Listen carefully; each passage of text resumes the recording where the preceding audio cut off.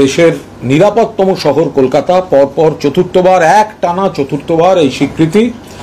এবং যেটা দেখা যাচ্ছে যে 19টি শহর যেখানে 20 লক্ষের বেশি জনসংখ্যা, তার মধ্যে কলকাতা নিরাপদতম, অর্থাৎ দেশের নিরাপদতম।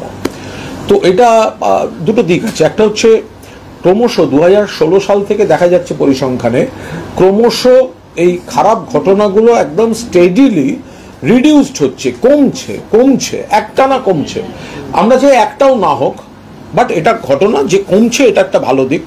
পাশাপাশি মাননীয় মুখ্যমন্ত্রী মমতা বন্দ্যোপাধ্যায়ের নেতৃত্বে পুলিশ সংবেদনশীল একটা ভূমিকা, অ্যাকশন নিচ্ছে, সঙ্গে সঙ্গে সেগুলো বিচারের দিকে যাচ্ছে, দোষীরা শাস্তি পাচ্ছে, ফলে তাতেও আরও এই অপরাধ প্রবণতাটা সেটা কমে যাচ্ছে। ফলে বিজেপি, সিপিএম, আপনি যদি দেখেন তাহলে সিপিএমের জমানার থেকে তুলনা করলে এখন অনেক কম, আবার বিজেপি রাজ্যগুলোর থেকে তুলনা করলে এখন এখানে অনেক কম। ফলে এই যে কলকাতা নিরাপদতম, এটা এনসিআরবির রিপোর্টের যে পরিসংখ্যান, সেটা এই বিরোধীদের মুখের উপর জবাব। বামেদের কোচি এবং অন্যদিকে দিল্লি, একাধিক বিজেপি শাসিত রাজ্য, যেগুলো র্যাঙ্কিং দেখতে পাওয়া যাচ্ছে খুবই খারাপ। বিশেষ করে রাজধানীর যদি ডেটা এনসিআরবি অনুযায়ী খারাপ হয়, সেটা তো দেশের সার্বিকভাবে সিকিউরিটি সিস্টেম নিয়ে প্রশ্ন। হ্যাঁ, যে জায়গাটা ডাবল ইঞ্জিন সরকারের হাতে আইন শৃঙ্খলা রয়েছে, দিল্লিতে মানে দিল্লি পুলিশ তো কেন্দ্রীয় সরকার নিয়ন্ত্রণ করে, তো সেখানে দিল্লি, ওপাশে বড় বড় কথা বলে সিপিএম, তাদের শাসিত রাজ্যের শহর। তো এগুলো তো যা দেখা যাচ্ছে পরিসংখ্যানে, যে এখানে অপরাধ প্রবণতা বা ঘটনা অনেক বেশি, কলকাতা নিরাপদতম। ফলে এই বিজেপি, সিপিএম, এদের তো এই বিষয়ে কথা বলার কোনো মুখ রইল না। তার কারণ এদের এই কুৎসা, বিভ্রান্তি। দেখুন, আনফর্চুনেট ইনসিডেন্ট, বিকৃত ঘটনা, সামাজিক, এর সঙ্গে তো রাজনীতি নেই।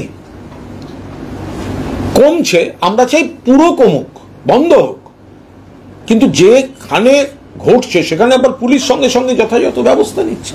বিজেপির তরফ থেকে একটা বিষয় সামনে আনা হচ্ছে যে এই রাজ্যে অ্যাসিড হামলার ক্ষেত্রে শীর্ষে, মানে কলকাতা যখন অপরাধের আবার বিজেপি যদি শাখা প্রশাখা করে বলে আমরা আবার ওইটা না, আমরা এতে শীর্ষে, আমরা ওতে শীর্ষে, এগুলো অত্যন্ত বোকা বোকা কথা। বিজেপির কথা বলার কোনো মুখ নেই, সেই জন্য এই ধরনের কথাবার্তাগুলো বলছে।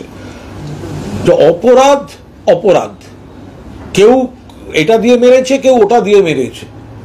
কলকাতা সেখানে নিরাপদতম, এবং বিজেপি শাসিত জায়গাগুলো অনেকটা বেশি অপরাধ সেখানে ঘটেছে, ইভেন সিপিএম এর।